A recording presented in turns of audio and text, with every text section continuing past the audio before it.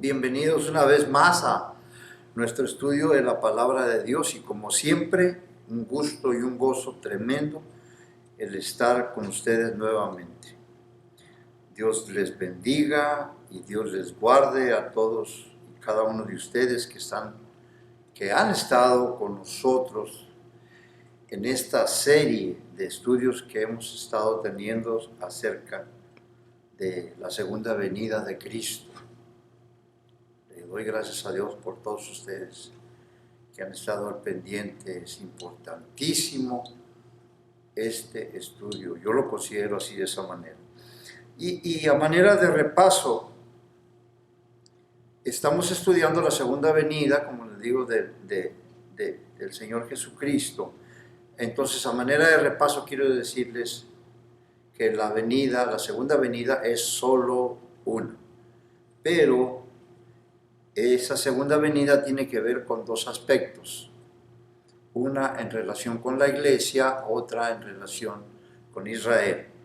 Entonces el aspecto que tiene que ver con Israel, yo decidí, creo yo, por la manera en que yo sé que cuando vamos a entrar al libro de Apocalipsis, siempre se ha recomendado que debemos de estar un poco, o lo que podamos estar enterados acerca de, principalmente, el libro de Daniel,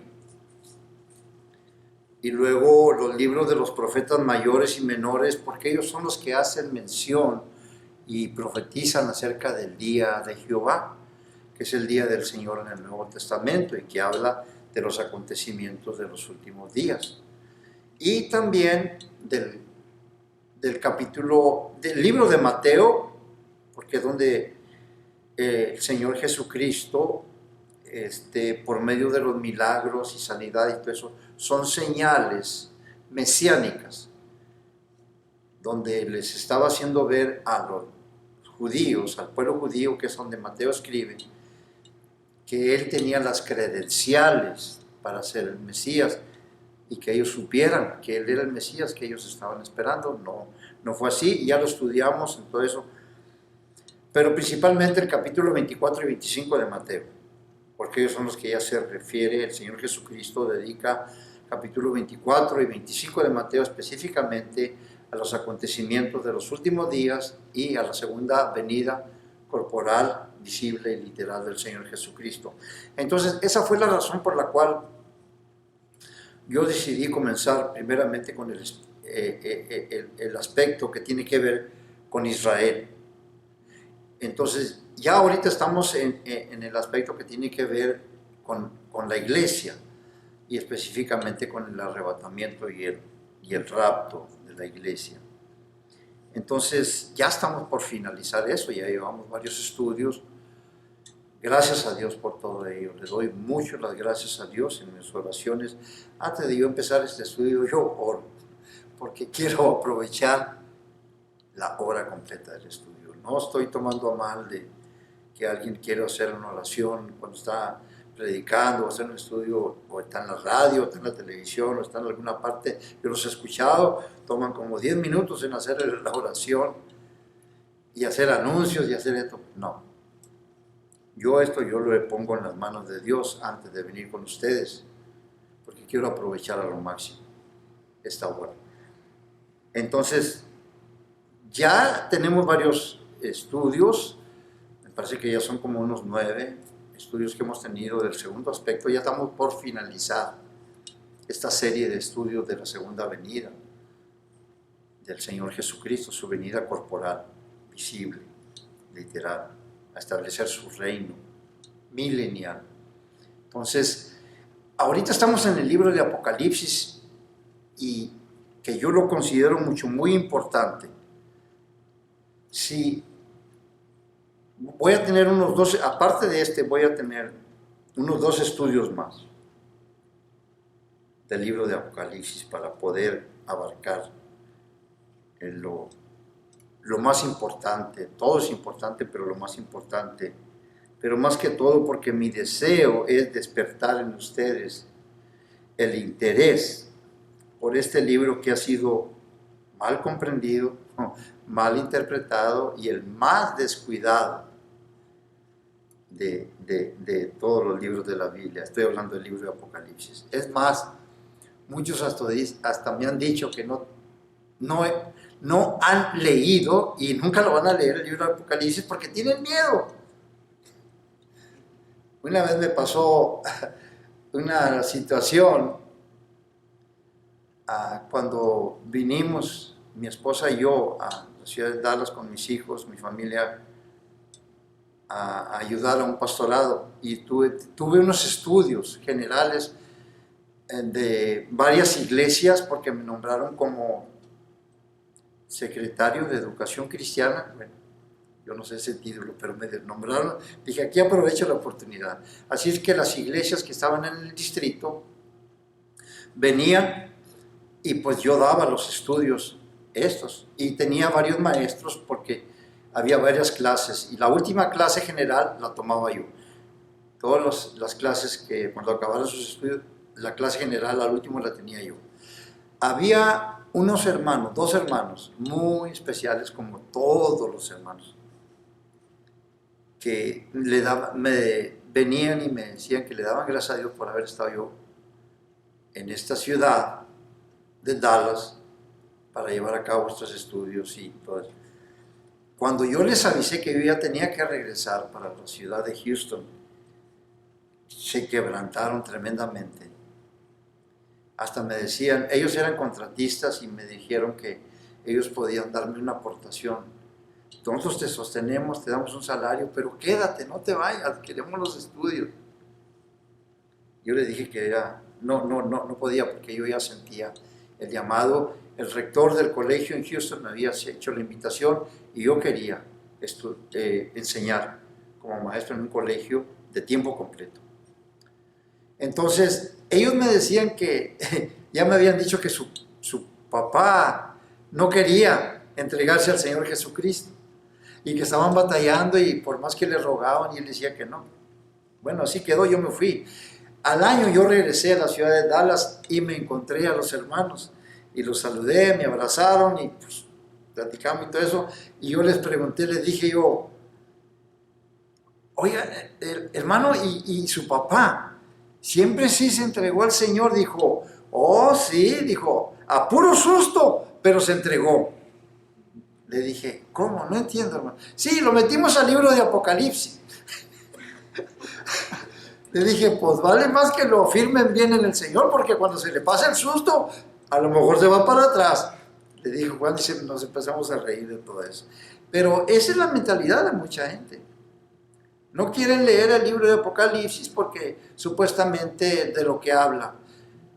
Pero todo eso como cristianos nosotros debemos de saber. Nosotros como iglesia no vamos a estar ahí. Y esa es una responsabilidad grande que tenemos. Debemos advertirle a la gente de lo que viene para este mundo. Entonces, es muy importante y por eso estoy teniendo esto del libro de Apocalipsis. Y como les digo, voy a tener unos 2 estudios más. Si hay necesidad de un tercero, lo hago, pero si no, ojalá en 2 estudios más lo podamos acabar. Entonces, vamos a continuar donde nos quedamos en el estudio anterior, pero quiero que lleven en mente donde nos quedamos, en el bosquejo del libro de Apocalipsis, capítulo 1 y el verso 19. Es muy importante ese verso de capítulo 1 y el verso 19 del libro de Apocalipsis, porque ahí está el bosquejo. Por ejemplo, cuando el Señor Jesucristo le dice a Juan, escribe las cosas que has visto. Bueno, ya lo dijimos, ¿verdad? Las cosas que se está refiriendo ahí el Señor Jesucristo, las cosas que has visto, se refiere al capítulo 1 que tiene que ver con la visión que Juan tuvo del Cristo glorificado. Y eso es muy importante, hermanos, porque el mundo no conoció a Jesús de la manera en que Juan lo está presentando en ese primer capítulo del libro de Apocalipsis, el Cristo glorificado. Además, porque ese es el tema del libro de Apocalipsis. Acuérdense cómo empieza el libro de Apocalipsis. La revelación de Jesucristo, tal como Él es, Rey de reyes y Señor de señores. Así comienza el libro de Apocalipsis. Entonces, la segunda división, ¿verdad? Ahí en ese verso 19, que dice, y las cosas que son. ¿A qué se está refiriendo? Bueno, se tiene que ver con las 7 iglesias que pasamos nomás de pasada, ¿verdad? Que se mencionan ahí, comenzando con la iglesia de Éfeso y terminando con la iglesia en la Odisea. 7 iglesias localizadas en Asia Menor, lo que hoy conocemos como Turquía. 7 iglesias reales con congregaciones reales en ciudades que existieron en ese tiempo. Y esas 7 iglesias es muy importante estudiarlas, hermanos, porque representan a todas las iglesias que han existido a lo largo de la historia y que representan también a cada una de las iglesias que existen actualmente en el día de hoy, en todo el mundo, hasta el día del rapto. Y creo yo, sin lugar a dudas, este es un pensamiento personal, que la enseñanza de las 7 iglesias del Apocalipsis debe de estar en los púlpitos de cada iglesia. ¿Por qué razón? ¿Por qué razón es que deben de estar ahí en los púlpitos de las iglesias? ¿Se acuerdan? Cuando les dije yo, ¿cuál es el propósito del capítulo 2 y el capítulo 3 de Apocalipsis? ¿Por qué es que están allí? ¿Cuál es la respuesta a esa pregunta? Capítulo 2 y capítulo 3 está hablando de las 7 iglesias del Apocalipsis. Porque esa enseñanza que hay en las 7 iglesias, que digo yo que deben estar en los púlpitos, en todos los púlpitos de la iglesia, ahí está la respuesta a la pregunta en qué y de qué debe ocuparse la iglesia mientras aguarda el día en que el Señor venga a recogerlo. ¿Verdad? Entonces es muy importante esos 2 capítulos, 2 y 3. Bueno, en el primer capítulo tenemos la visión del Cristo glorificado. En el capítulo 2 y 3 tenemos las 7 iglesias. En la tercera y última parte del libro de Apocalipsis, que es, ¿verdad? Escribe las cosas que has visto, escribe las cosas que son y las cosas que serán después de estas. ¿De qué? De la iglesia, de las 7 iglesias, de lo que pasó. O sea, está hablando de que ya ahí termina con la Odisea, ahí termina ya lo de la iglesia aquí en la tierra.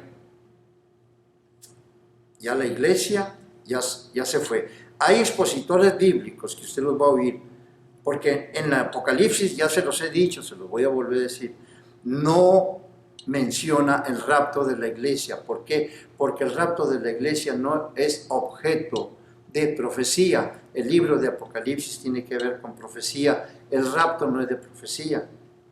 Entonces hay hermanos, expositores, predicadores, buenos predicadores, pero que de una manera u otra quieren hacerle ver a la congregación que aquí está el rapto de la iglesia, y han dicho que entre el verso 3 y el verso 4, ahí está el rapto de la iglesia.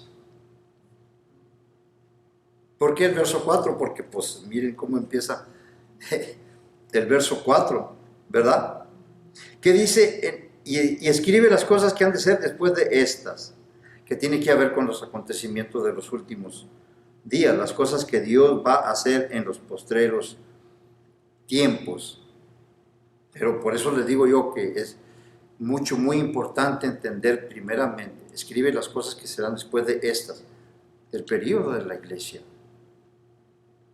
El período de la iglesia es muy importante. El libro de Apocalipsis, entender las cosas futuras del libro de Apocalipsis es importante, pero más importante es qué es lo que debe de estar haciendo la iglesia en este tiempo. ¿En qué debe de ocuparse la iglesia? La iglesia no está para fiestecitas, ni para bailes o cosas del mundo, mucho menos para andar jugando a la iglesia. Y cuando digo de no andar jugando a la iglesia, estoy hablando de cómo la iglesia falsa se incorpora dentro de la iglesia verdadera. En Mateo capítulo 7 y el verso 21, hay una escritura muy tremenda. No voy a hablar en su totalidad porque es del verso 21 al 23. Pero miren el verso 21, capítulo 7 de Mateo. Dice, no todo el que me dice, Señor, Señor, entrará en el reino de los cielos. Ya sabemos, ¿verdad? Ya los hemos dicho aquí. El estar dentro del reino de los cielos es estar dentro de la salvación, es estar en el cielo, es estar en la familia de Dios, dentro del cuerpo de Cristo. El estar fuera del reino de Dios es estar fuera del plan de Dios, fuera del cielo. No hay salvación. Entonces muy importante, no todo el que me dice Señor, Señor, entrará en el reino de los cielos. Ahora, miren, como les digo, no voy a hablar de ese verso, nomás simplemente quiero llamar su atención lo que dice ahí. No todo el que me dice. Esa palabra te debe dar a entender que el Señor Jesucristo está mencionando que hay algunos de estos que están aquí que son verdaderos creyentes. ¿Sí o no? Porque dice, no todo el que me dice Señor, Señor. Está diciendo que hay unos que sí verdaderamente son creyentes, pero hay otros que nomás son una simple confesión verbal, la que están haciendo, pero que verdaderamente no se han comprometido con el Señor. Y el Señor aquí, en esta escritura, no está hablando de personas ateas o agnósticos, como le llamamos en este tiempo. Ahorita anda duro, anda tremendo el asunto del gnosticismo. Yo hablé el domingo, me parece, de esto, ¿verdad? Con ustedes. Estas personas que está hablando el Señor Jesucristo aquí no son ateas, no son agnósticos, ni tampoco son gente pagana, ni son gente herejes o apóstatas. No, estas personas que el Señor Jesucristo está hablando aquí son gente religiosa, devotamente religiosa, pero que entran en la categoría que el apóstol Pablo menciona en 2 de Timoteo, capítulo 3 y el verso 5. Dice Pablo a Timoteo en la segunda epístola de Timoteo, capítulo 3 y el verso 5, dice que en los postreros días, estos que estamos viviendo, habrá gente que tendrán apariencia de piedad, pero que con sus hechos negarán la eficacia de ello. Dice Pablo, a estos, Timoteo, evítalos. Asociados con los que de corazón limpio invocan el nombre del Señor, le dice Pablo a Timoteo. Entonces, hay mucha gente en la iglesia que están más comprometidos con una denominación o con una organización cristiana que con la palabra de Dios. Están muy involucrados en actividades de varios tipos en la iglesia y muchas de esas actividades son de carácter mundano. Esa es la situación que está ahorita en la iglesia. Pero yo quiero decirles que la iglesia no está para andar cortejando al mundo. La iglesia es y debe de ser la conciencia del mundo. La iglesia debe de estar bien definida en el cumplimiento de cuál es su rol aquí en el mundo. ¿Cuál es la responsabilidad que tenemos delante de Dios? La tarea de la iglesia no es solamente edificar, equipar, enseñar a los santos para la obra del ministerio, sino que la iglesia, conjuntamente todo, con posiciones de pastor, evangelista, ministros y creyentes, todos tenemos la responsabilidad de advertir a los hombres, a todo ser humano aquí en el mundo, de advertir de las normas de Dios. Decirle que es un pecador, que está apartado de Dios, de un Dios santo, y que a los ojos de Dios es objeto del juicio de Dios y que tiene que arreglar cuentas con Él aquí, no después del sepulcro, antes del sepulcro. Miren, déjenme les digo algo, nomás para cerrar aquí esta parte. nosotros no estamos siendo justos o fieles al llamado de Dios si todo lo que hacemos es anunciar la vida abundante en Cristo Jesús. Eso es parte, pero no es todo el Evangelio. Lo principal del Evangelio es advertir a la gente de todo esto que viene y de su condición delante de Dios. Eso es mucho, muy importante. Vamos a comenzar Apocalipsis capítulo 4, el verso 1. Después de esto, miré, capítulo 4, Apocalipsis, vamos a ir, los voy a esperar. Yo sé que son las Biblias más lentas del oeste. No, está en broma. Como cuando estábamos en el restaurante mi esposa y yo, y pues supuestamente mi esposa iba a pagar y luego me dice, pues saca tú la tarjeta para que pagues. Y estaba una pareja atrás de mí y yo vi que se rieron. Y les dije, yo volteé y les dije, antes se decía que cuando se trata de pagar somos la cartera más lenta del oeste, pero ahora somos la tarjeta de crédito más lenta del oeste. Y porque en las películas, ¿verdad? La pistola más rápida del oeste. Ahora, entonces, Apocalipsis 4, ¿ya están conmigo? Ok, Apocalipsis capítulo 4, verso 1.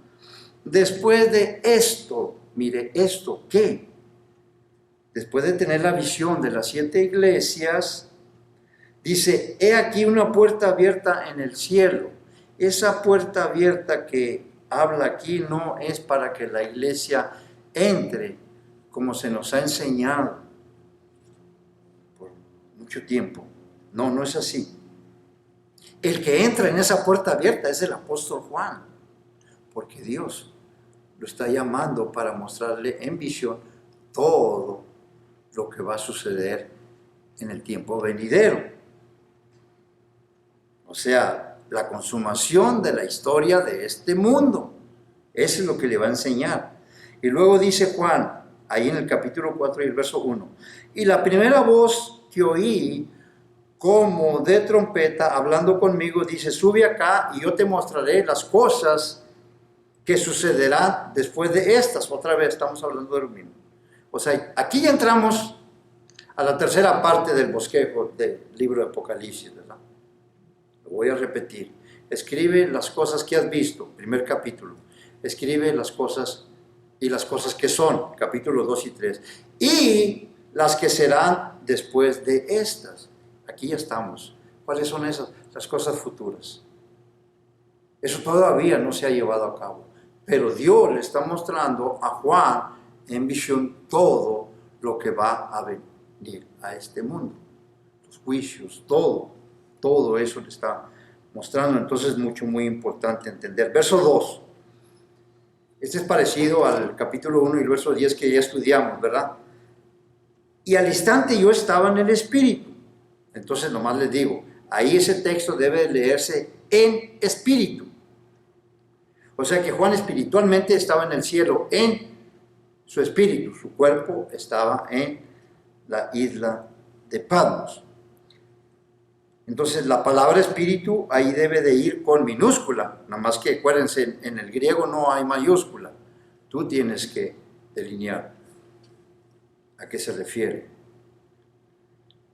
En el capítulo 6, ahí te lo dice, yo creo que ahí se les pasó lo de King James, a lo de Reina Valera.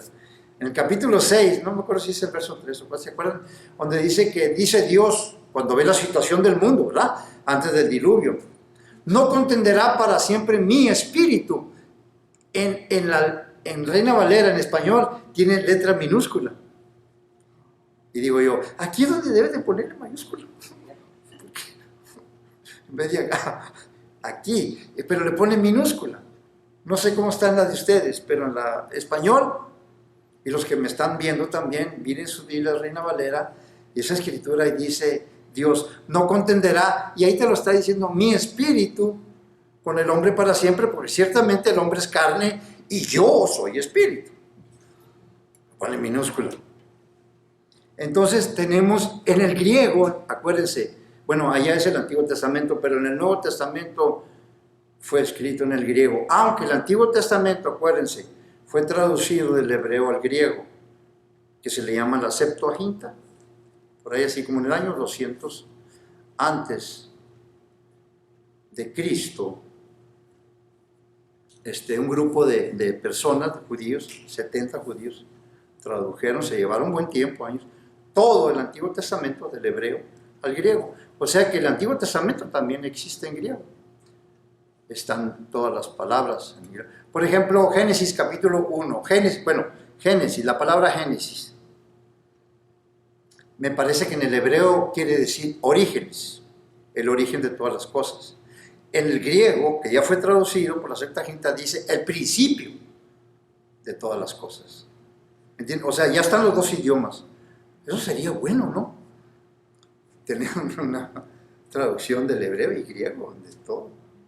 Del Antiguo Testamento, no del Nuevo. El Nuevo fue específicamente en el griego. Unas cuantas nomás ahí que haya sido el arameo, todo eso. Palabras que el Señor dijo en la cruz, pero es poco. Bueno, entonces estamos aquí, dice, y al instante yo estaba en el Espíritu. Y aquí un trono establecido en el cielo y en el trono uno sentado. Quien está sentado ahí en ese trono es Dios el Padre, el Dios soberano, el Dios glorioso, el Dios todopoderoso. Es el que está sentado ahí. Ahora, verso 3. Y el aspecto del que estaba sentado, aquí esto es muy importante porque Juan nos va a describir cómo es el aspecto del que estaba sentado en ese trono. No está viendo él, nomás dice el que estaba sentado, pero va a describir el aspecto de esa visión que él está teniendo del que está sentado en ese trono. Dice, y el aspecto del que estaba sentado era semejante a piedra de jaspe y de cornalina. Okay. Para que nosotros podamos entender, las dos primeras esas piedras, jaspe y cornalina, son dos diamantes. Y aquí hay que observar una cosa, porque Juan está usando la palabra semejante, para que nosotros pudiésemos tener una idea de lo que él está describiendo. Si Juan hubiese dicho, este es solo un ejemplo, si Juan hubiese dicho, y el aspecto, se lo voy a decir, es un ejemplo, si Juan nos estuviera diciendo en la Escritura, y el aspecto del que estaba sentado era resplandeciente y refulgente y todo eso, no lo íbamos a entender, ¿verdad? Porque es algo abstracto. Sin embargo, nos está poniendo una semejanza aquí, porque no lo hubiéramos captado de esa manera. Él está usando la expresión semejante al jaspe, a la piedra de jaspe y de cornalina. Ahora, la piedra de jaspe y la piedra de cornalina, que quizás muchos de nosotros no la conocemos, pero son dos diamantes, y si es un diamante, tú lo puedes ver, tú lo puedes tocar, tú lo puedes contemplar, y de esa manera ya te das cuenta qué es lo que Juan está describiendo. Yo no sé si ustedes han visto verdaderamente un diamante en bruto, diamante en su... Es una cosa, me imagino yo, maravillosa lo que es el diamante. La Biblia está llena de esas semejanzas, usa mucho para describir ciertas cosas, los diamantes, para que nosotros podamos tener una idea de lo que él está hablando. Ahora dice, y enseguida dice, y había alrededor del trono un arco iris. Bueno, eso habla de esperanza, porque está hablando la señal que Dios le dio a Noé, de que jamás volvería a destruir a la tierra o a la humanidad por medio de un diluvio. Ahora, pero quiero que se fijen otra vez, porque voy a usar la palabra semejante. Semejante en aspecto a la esmeralda. ¿Qué? El trono.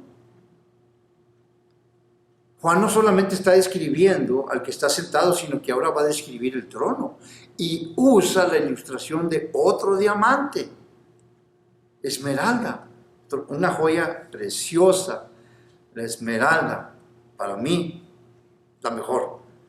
Yo sé que el zafiro, el rubí, el zafiro es azul, el rubí es rojo, la esmeralda. Me gusta mucho. Y mira, la está escogiendo el Señor aquí para describir el trono donde está sentado. Entonces Juan nos está mencionando a quién es semejante, ese que está sentado en el trono, y al trono mismo, a jaspe, a cornalina y a esmeralda. 3 diamantes de la mejor calidad, de suprema calidad, mostrando la majestuosidad de ese trono y del que está sentado en ese trono. Qué tremendo, ¿no? Qué cosa tan tremenda. Ok, verso 4. Y alrededor del trono, aquí entramos a un tema. Alrededor del trono había 24 tronos, y vi sentados en los tronos a 24 ancianos, vestidos de ropas blancas, con coronas de oro en sus cabezas. Aquí, nomás de pasada, no voy a detenerme mucho, ha habido mucha discusión en cuanto a quiénes son esos 24 ancianos que están sentados en esos 24 tronos. Nomás les voy a decir 4 escuelas de pensamiento. Yo fui enseñado por una de esas, pero no voy a tocar. Son 4 escuelas de pensamiento, se las voy a mencionar. La primera, que esos 24 ancianos que están sentados en los 24 tronos son la iglesia. Ese es uno. Otros dicen que son los santos del Antiguo Testamento. Esa es otra escuela de pensamiento. Otros dicen que, en inglés, half and half. Mitad y mitad. 12 y 12, como son 24, son las 12 tribus de Israel y los 12 apóstoles de la iglesia. También, a mí me enseñaron así en el colegio. Y los últimos son ángeles. Bueno, las 2 más fuertes que se tienen ahorita son la iglesia y que son los ángeles. Pero esas 2 tienen argumentos en contra, no a favor. Primeramente, no me voy a meter, hay muchas, quizás lo malo vamos a mirar aquí adelante, pero primeramente en la iglesia, ¿cuál es el argumento que está en desventaja o en contra para que sea la iglesia? Pues que es Juan el que está describiendo a los 24 ancianos. No puede ser la iglesia porque entonces él está excluido. O él mismo está diciendo, bueno, yo soy uno de esos 24 ancianos, como que no cuadra. Ahora, en los ángeles, pues sí, pueden ser los ángeles, porque más adelante vamos a ver la visión que está teniendo Juan, que dice que alrededor del trono hay 4 seres vivientes. Esos son seres angelicales. Y a través de todo el libro de Apocalipsis, y empezando en el capítulo 5, que vamos a llegar allí, van los 2 juntos siempre, los 4 seres vivientes y los 24 ancianos. Los 4 seres vivientes y los 24 ancianos. Es más, con esto les digo todo. En el capítulo 19, que es cuando es la segunda venida del Señor Jesucristo a la tierra, empiezan a mencionar como 3 o 4 aleluyas. Y el primer aleluya dice que la voz de una gran multitud como estruendo de aguas. Aleluya, porque la gran ramera ha caído de Babilonia. Pum, vámonos. Y luego sigue mencionando otros aleluyas, y luego menciona a los 24 ancianos y a los 4 seres vivientes, estos mismos, también diciendo aleluya, y una gran voz de una gran multitud se une a ellos diciendo, gocémonos y alegrémonos y demos gloria porque las bodas del Cordero han venido y su esposa se ha vestido de lino fino. Entonces, ¿sí me explico? Bueno, ahí se lo dejo de tarea. Bueno, el argumento que está en contra de que los ángeles no pueden ser los 24 ancianos es porque en ninguna parte en la Biblia usted va a ver que a los ángeles se les ha prometido corona o tronos. Aunque hay predicadores que mencionan que sí, los ángeles ya de por sí ya tienen su corona. Yo no puedo decir eso, la Biblia no lo dice. Pero los he oído predicar y decir que los ángeles aventaron sus coronas a los pies de Jesucristo, como aquí lo vamos a ver en el capítulo 4. A los pies del que está sentado en el trono. Y me quedé yo así cuando yo oí, dije yo, pues, ¿de dónde saca eso? Pero no hay ningún problema. Bueno, este es el punto, mira. Si tú crees que los 24 ancianos son la iglesia, si tú crees que son ángeles, o los otros dos, los santos del Antiguo Testamento, o mitad y mitad, los 12 tribus de Israel y los 12 apóstoles, no quiero que te sientas mal, porque muchos creen así como tú, muchos. En esos 4 escuelas de pensamientos todos están divididos. Entonces lo que te quiero decir es que porque si tú crees en una manera que no cree el otro, no te sientas que eres un hereje, porque esto es especulación nada más. Exactamente no podemos describir solamente a través de un estudio concienzudo de la palabra. Entonces tú vas a determinar en ti mismo quiénes son verdaderamente esos 24 ancianos. ¿Estamos? Vamos a seguir adelante. Verso 5. Y del trono salían relámpagos y truenos y voces, y delante del trono ardían 7 lámparas de fuego. Estoy en el capítulo 4, el verso 5. Los cuales son los 7 espíritus de Dios. Ahora la pregunta ahí, ¿por qué truenos y relámpagos y voces salían del trono? Bueno, exactamente porque este es un preludio de lo que viene ya en el capítulo 6 en adelante, que son los juicios que vienen sobre la tierra. En esta tercera parte del libro de Apocalipsis, de aquí en adelante vamos a ver a los juicios de Dios siendo derramados sobre la tierra. Juicios tremendos, hasta el capítulo 20 del libro de Apocalipsis. Entonces, las 7 lámparas de fuego son las que Dios va a usar para ejecutar sus juicios. Porque dice ahí, esas 7 lámparas de fuego son los 7 espíritus de Dios. Y eso tiene que ver con el Espíritu Santo. Esto nos enseña que tanto el Dios el Padre como el Hijo y el Espíritu Santo están implicados en todo este plan eterno que Dios ha hecho. Porque siempre debemos de tener en cuenta que cuando hablamos o cuando vamos a entrar al libro de Apocalipsis, estamos hablando en la consumación del plan de Dios sobre la historia del mundo, de la humanidad, como la conocemos nosotros hasta el día de hoy. Porque ya empezando el milenio empieza otra historia de este mundo. El milenio es tiempo, todavía no hay eternidad, no hay, porque mucha gente quisiera, pero no sé si no voy a llegar hasta allá. Pero podemos tener una clase para. Milenio no es eternidad, es tiempo. Es el Señor Jesucristo reinando Él en la tierra, literalmente, con gente como tú y como yo, con cuerpos así, con familias teniendo y todo eso. La eternidad empieza cuando acaba el milenio. Cuando acaba el milenio, ahí está la transición del tiempo a la eternidad. Ahí ya no hay tiempo, ya no existe más el tiempo. Todo lo que sigue es eternidad, porque acabando el milenio, viene el juicio, el gran trono blanco, y luego viene cielos nuevos y tierra nueva. Si me dio a entender un poco, ¿verdad? Más o menos. Entonces, es muy importante eso. ¿Por qué decimos que Dios va a consumar su plan eterno en este libro de Apocalipsis? Porque Dios fue el que comenzó todo este asunto. Pues Él lo comenzó y lo va a terminar. Dios no deja nada a medias. Eso es lo más importante. Eso es lo más importante en todo eso. Dijo el Señor Jesucristo en su ministerio terrenal: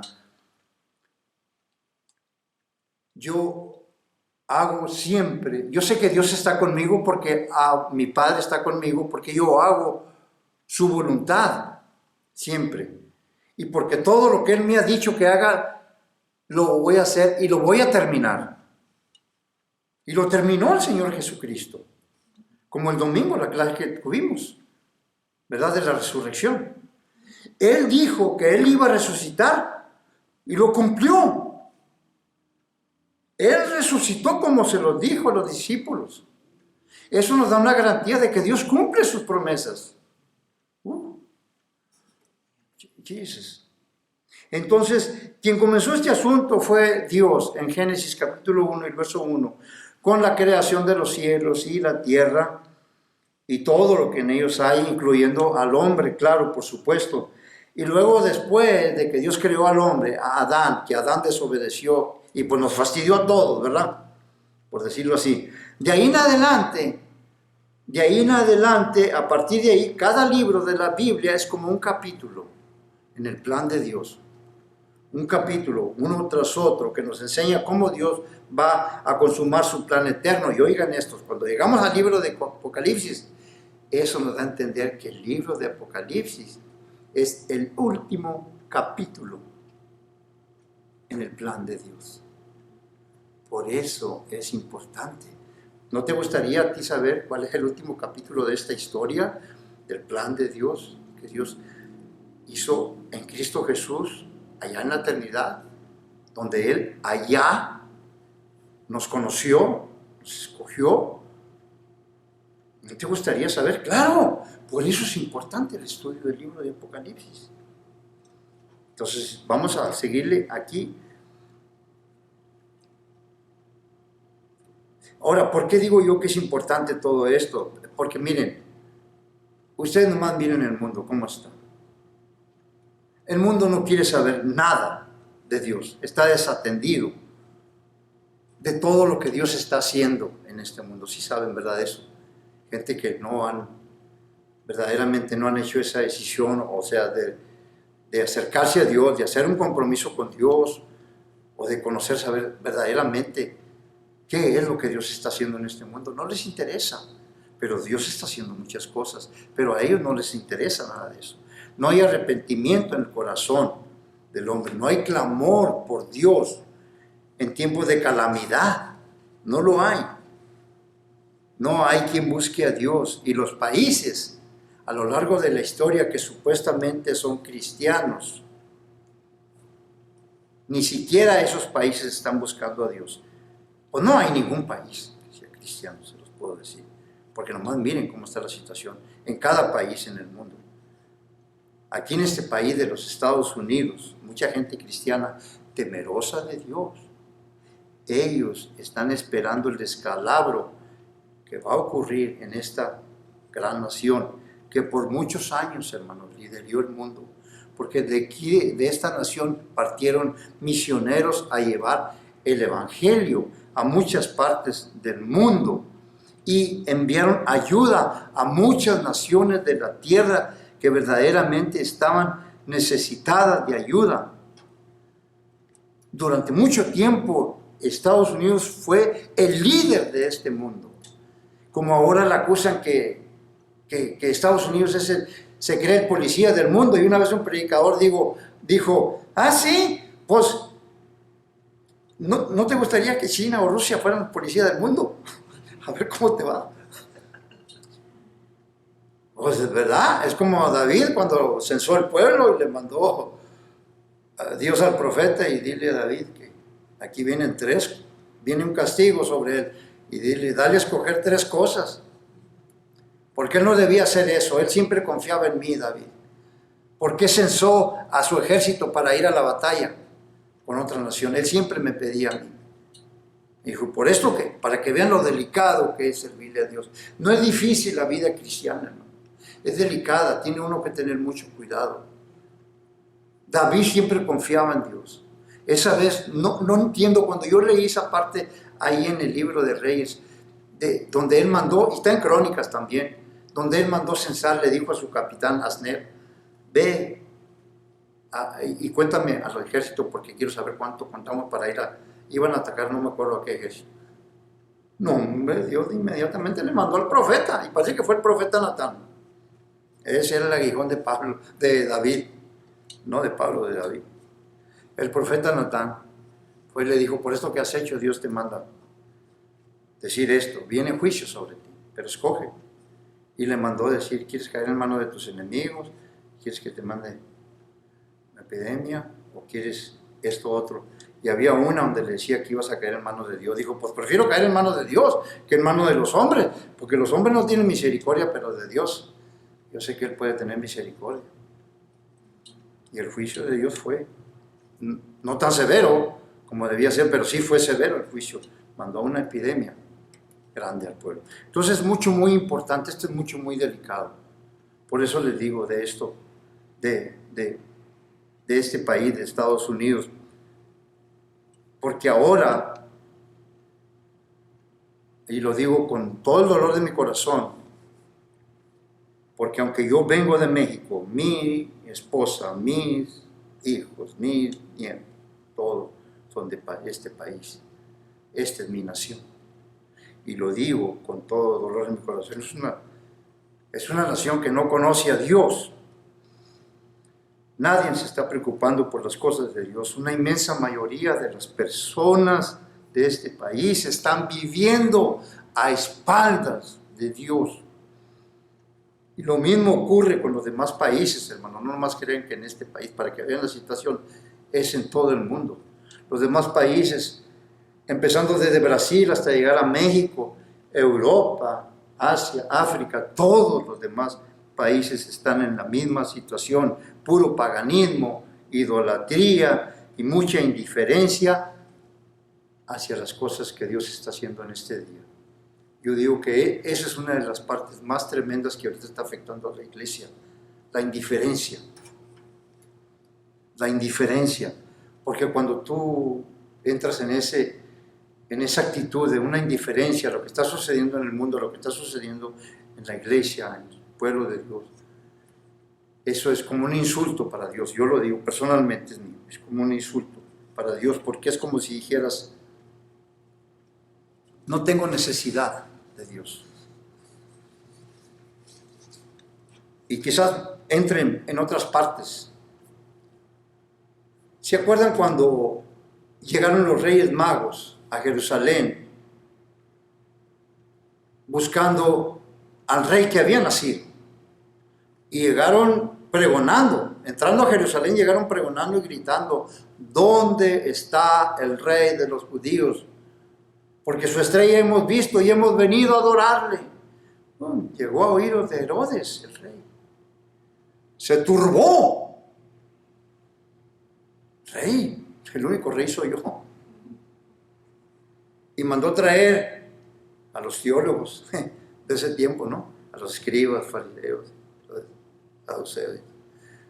¿Qué es esto de que un rey que ha nacido? ¿Ustedes saben algo de un rey que ha nacido? Oh, sí. Como no, nosotros sabemos. Y hasta Biblia le sacaron. Mira, aquí en Miqueas capítulo 5, verso 2 dice que iban a nacer en la ciudad de Belén. Belén estaba como a 4 kilómetros de Jerusalén. ¿Por qué no fueron? No fueron ellos. Ni siquiera sintieron la necesidad de ir a ver y cerciorarse si verdaderamente. ¿Sabes por qué? La indiferencia. No necesitamos, si es el Mesías que nació o no nació, ya no necesitamos ningún Mesías, no necesitamos ningún Salvador. Nosotros estamos bien con Dios, estamos cumpliendo la ley, estamos haciendo esto y lo otro. Qué cosa tan tremenda. Vamos al verso 6, ¿verdad? Estamos en el verso 6. Y delante del trono había como un mar de vidrio, semejante al cristal, y junto al trono y alrededor del trono, aquí vienen los 4 seres vivientes llenos de ojos de delante y detrás. Estos 4 seres vivientes son seres angelicales del más alto rango que están al frente y alrededor del trono. Y después de que Juan describe a estos seres angelicales en su apariencia, en los siguientes versos, capítulo 9 y 11, los describe junto con los 24 ancianos en adoración a Dios, y termina diciendo en el verso 11 del capítulo 4, Señor, digno eres de recibir la gloria y la honra y el poder, porque tú creaste todas las cosas y por tu voluntad existen y fueron creadas. Vámonos rapidito al capítulo 5. Voy a terminar. Voy a dar varias partes del capítulo 5 porque es muy importante. Yo sé que el tiempo avanza. El tiempo avanza. Quisiera detenerlo, pero no se puede. Capítulo 5. Aquí hay algo interesante. Aquí sucede algo interesante porque se interrumpe la adoración, porque va a pasar a describirnos algo que es muy importante. Miren cómo empieza el verso 1 del capítulo 5. Y vi en la mano derecha del que estaba sentado en el trono un libro escrito por dentro y por fuera, sellado con 7 sellos. Y el que estaba sentado en el trono, ya le dije, es Dios el Padre. Y el libro que habla aquí, que él tenía en su mano, es un rollo, porque en ese tiempo no existían libros, es un pergamino. En aquel tiempo no existían los libros. Y dice que estaba escrito por dentro y por fuera, es decir, por delante y por detrás. Eso es lo que está diciendo. Y esto está algo raro, sorprendente, porque en los rollos no se podía escribir para atrás. Porque en los rollos de ese tiempo se enrollaba la parte de arriba y se leía, y cuando se leía se enrollaba y se desenrollaba la parte de atrás. Y se leía y enrollaba la parte de arriba y la parte de abajo la desenrollabas y ahí te la ibas. Pero no podías escribir por atrás. ¿Sí me explico? Bueno, pero ¿por qué aquí viene? Por delante y por detrás. ¿Saben por qué? Porque aquí está todo el plan de Dios. Todo lo que se le está mostrando Dios a Juan en su visión. Esa es lo que yo entiendo que esa es la única razón por la cual puede estar escrito por delante y por detrás. Porque es la consumación del plan de Dios, todos los juicios divinos que sobrevendrán sobre la tierra y que culminarán con la venida del Señor Jesucristo. Ahora, la escena continúa en el cielo, continúa diciendo, capítulo 5, versos 2 y 3, y vi a un ángel fuerte que pregonaba a gran voz: ¿quién es digno de abrir el libro y desatar sus sellos? Es un ángel que está hablando eso. Pónganme atención. Y ninguno, ni en el cielo, ni en la tierra, ni debajo de la tierra, podía abrir el libro ni aún mirarlo. Y la pregunta del ángel produce una gran consternación en los 3 grandes ámbitos de la creación: cielo, tierra y debajo de la tierra. Y dice que ninguno, es decir, nadie dentro del ramo de todo lo que Dios ha creado en este universo, se encontró digno de abrir el libro. Dice que ni en el cielo, pues los ángeles no cumplen los requisitos, porque los ángeles no tienen nada en común con los seres humanos. Así de sencillo. Ni en la tierra. Señala el hecho de que nadie en la tierra es digno. ¿Por qué? Porque el hombre está bajo maldición. No está capacitado, ni es digno para abrir ese libro. Ni debajo de la tierra. Aquí es probable que se esté refiriendo al Hades o al Seol, o sea, el bajo mundo. Lo que en español nosotros decimos inframundo. O sea, ustedes en inglés le llaman underworld. ¿Ya?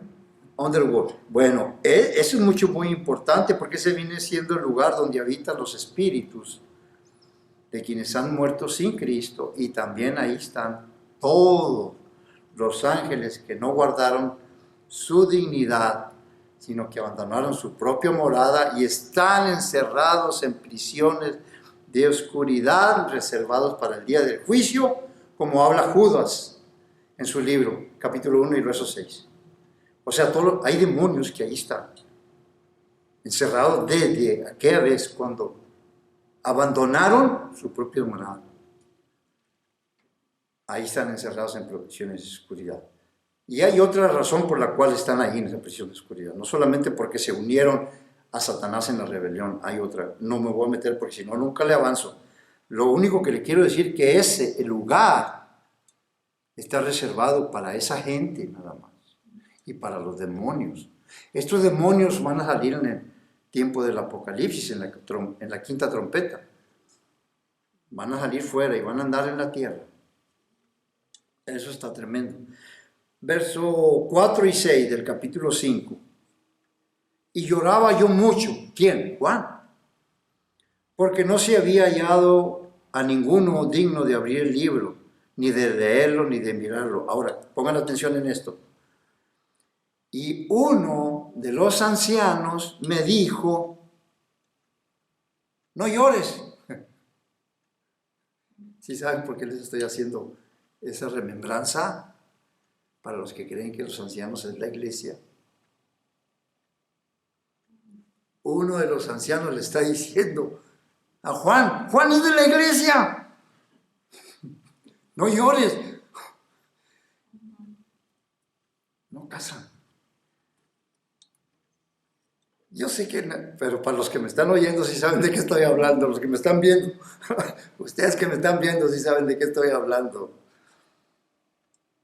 He aquí que de la tribu de Judá, la raíz de David, ha venido para abrir el libro y desatar sus 7 sellos. Y miré y vi que en medio del trono y de los 4 seres vivientes y en medio de los ancianos, se fijan cómo los van a escribir siempre los juntos a los dos, estaban en pie un cordero como inmolado que tenía 7 cuernos y 7 ojos, los cuales son los 7 espíritus de Dios enviados por toda la tierra.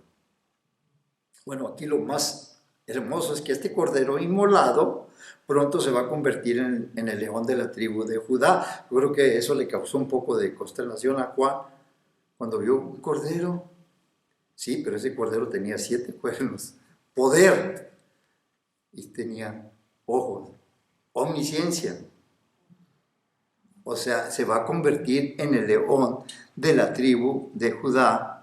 Y dice que esos cuernos y esos 7 ojos son los 7 espíritus enviados por toda la tierra.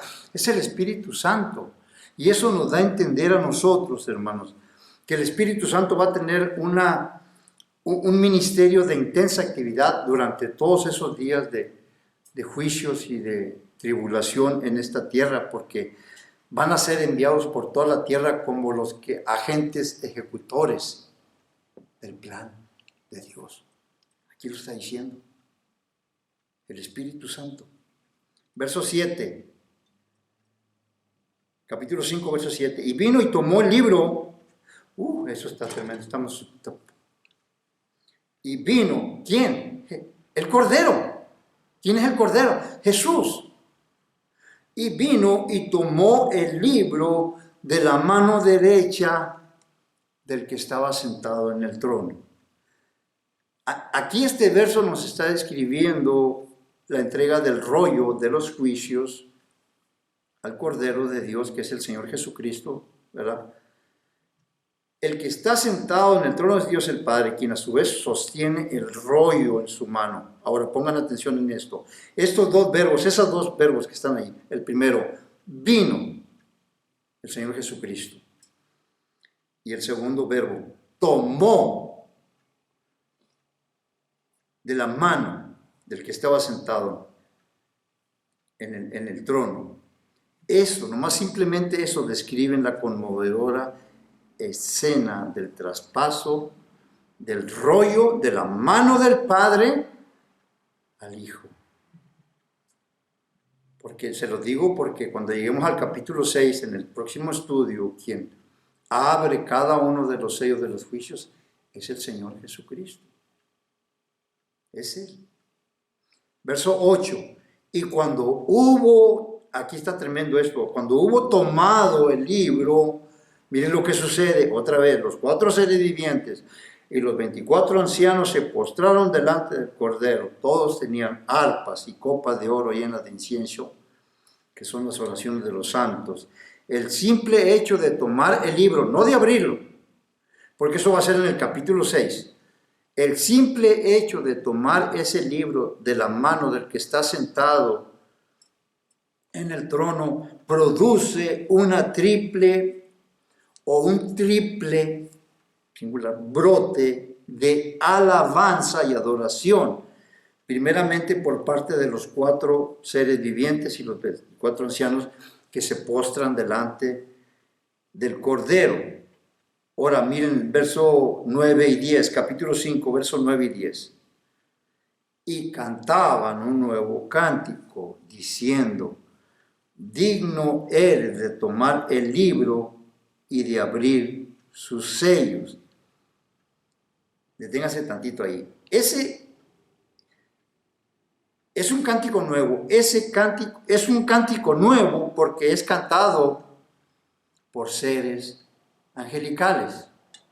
Este es el único verso en la Biblia que habla que los ángeles cantan.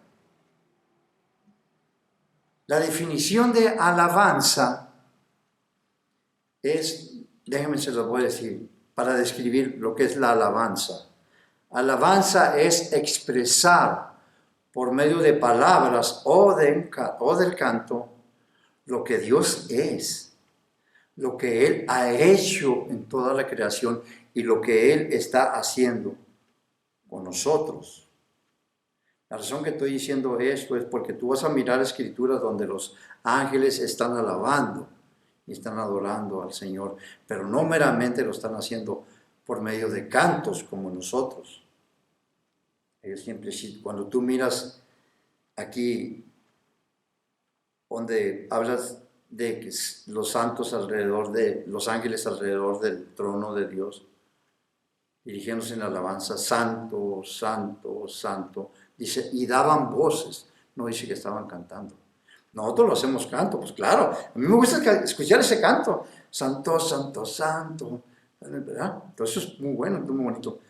Pero aquí este es el único verso en donde los ángeles menciona que ellos están cantando. Vamos a terminar con esto. Ese cántico nuevo se expresa, es llevado a cabo por tres razones o tres motivos. Primeramente, como les dije, porque es cantado por seres angelicales, algo que en toda la Biblia nomás menciona aquí, es esto. La otra, si siguen ahí en el verso, me parece que es en el verso 10, déjenme, me adelanto un poco, ya para terminar. En el verso 10, ¿verdad? ¿Cuál es? Sí, 9 y 10 otra vez. Lo voy a leer desde el verso 9. Y cantaban un nuevo cántico, diciendo,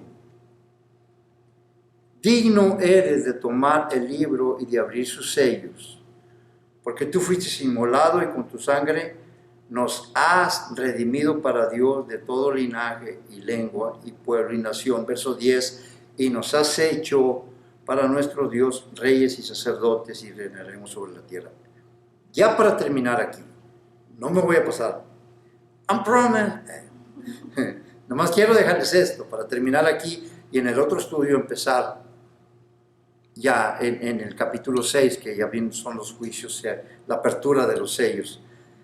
La otra razón porque es un cántico nuevo, porque dice, y cantaban un cántico nuevo. La otra razón es porque, aparte de que es cantado por los ángeles, es un cántico nuevo porque es dedicado en honor a los grandes acontecimientos, a dos grandes acontecimientos. El primero, ahí lo miramos, ahí en el verso 9, y cantaban un nuevo cántico diciendo, digno eres de tomar el libro y de abrir sus sellos. Ese es el cántico nuevo, los juicios que van a ser derramados sobre la tierra. Y el otro acontecimiento, son tres, ¿verdad? Los seres angelicales, miramos que están cantando, es un cántico nuevo. Esto, los juicios de Dios derramados sobre la tierra. Y el tercero está ahí donde dice, en el verso 11, ahí termina el capítulo 5. Y miré y oí la voz de muchos ángeles. Ya está mencionando a ángeles. No está hablando de los 4 seres vivientes, de los 24 ancianos, ya está hablando ahora a todos los ángeles alrededor del trono y de los seres vivientes y de los ancianos, y el número de ellos era milladas y millares de millares. Toda esta gente estaban alabando con un cántico nuevo. Esta gente que está aquí, lo que dicen que nos has redimido para Dios de todo linaje y lengua, esto se cree que sean tanto los santos del Nuevo Testamento, se los digo desde ahorita, permítanme nomás unos minutos, tanto los santos del Nuevo Testamento como la iglesia, para mí, estos son. Porque en el quinto sello están los mártires de la tribulación, de los 3 primeros años y medio de la tribulación, las almas que estaban abajo del altar. Ese es otro grupo de gente, de santos, pero son los santos de la tribulación. Y luego miramos en el capítulo 7 seguidos, capítulo 5, estos, aquí están redimidos ya en el cielo. Pero para mí son los santos del Antiguo Testamento y la iglesia. En el capítulo 6, en el quinto sello, están los mártires, los que fueron muertos en los primeros 3 años y medio de la tribulación. En el capítulo 7 miramos aquel acontecimiento donde uno de los ancianos otra vez le dice a Juan: ¿quién son esta grande multitud de toda lengua, nación y pueblo y todo eso? Y dice Juan al anciano, le dice: pues tú sabes, ¿por qué me preguntas a mí? Y le dice: es verdad, estos son los que han salido de la gran tribulación. O sea, los del capítulo 7 son de la segunda mitad de la tribulación. Los del capítulo 6, en el quinto sello, son de los primeros 3 años y medio. Para mí estos son los santos del Antiguo Testamento y los santos de la iglesia. Y aquí nomás rapidito, se los digo. Lean conmigo esto. Estas palabras, desde el verso 9 y el verso 10. Quiero llamarles su atención. Para los que creen que la iglesia son los 24 ancianos. Aquí va otra, miren. Y cantaban un nuevo cántico, verso 9, diciendo: digno eres de tomar el libro y de abrir sus sellos, porque tú fuiste inmolado, y con tu sangre esa palabra, nos has redimido para Dios de todo linaje y lengua y pueblo y nación, y nos has hecho para nuestro Dios reyes y sacerdotes, y reinaremos sobre él. Esa palabra nos, Reina Valera la incluyó, no es nos.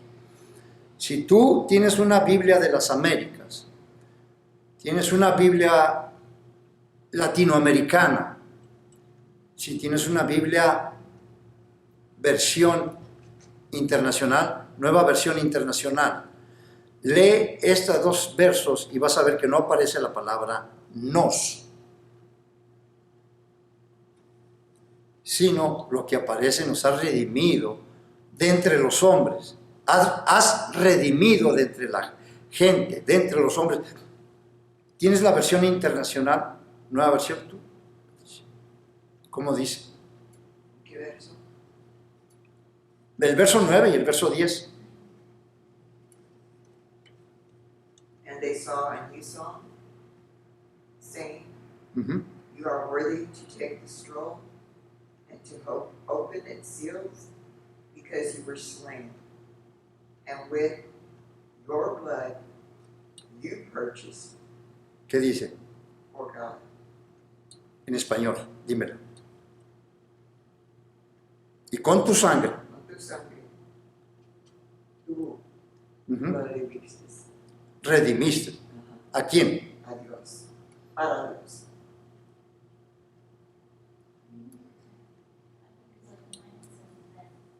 No. Lee la bien. ¿La tienes tú, chiquita?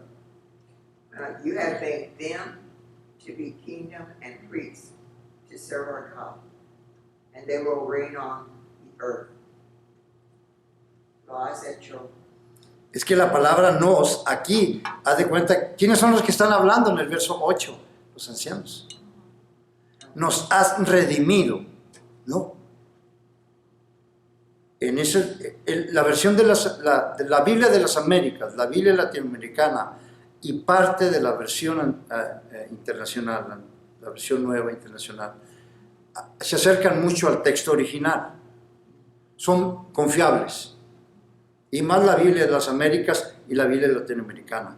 Ahí no usa la palabra nos, como si estuvieran hablando los del contexto de arriba. Nos, no. Ha redimido de entre la gente, de entre los hombres, dice otra, la latinoamericana.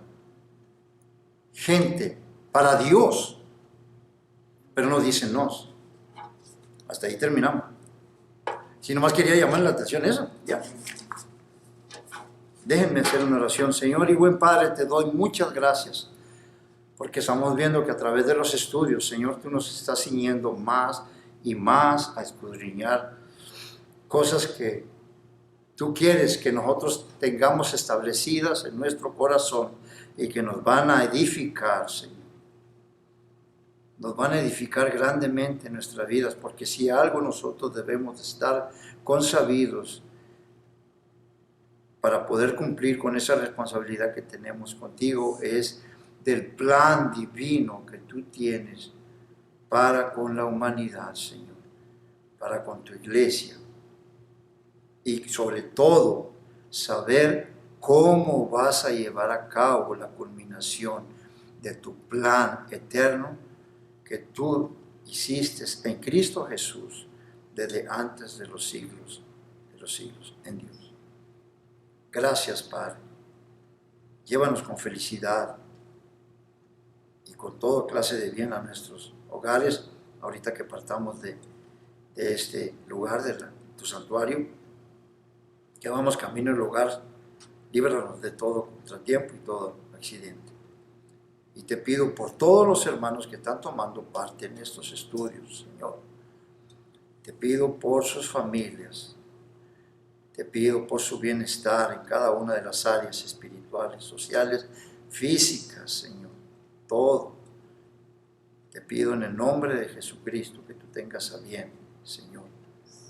Si hay alguien que está sufriendo enfermedad, toda dolencia, todo dolor, todo malestar, lo ponemos en tus manos, Padre, en el nombre de Jesucristo.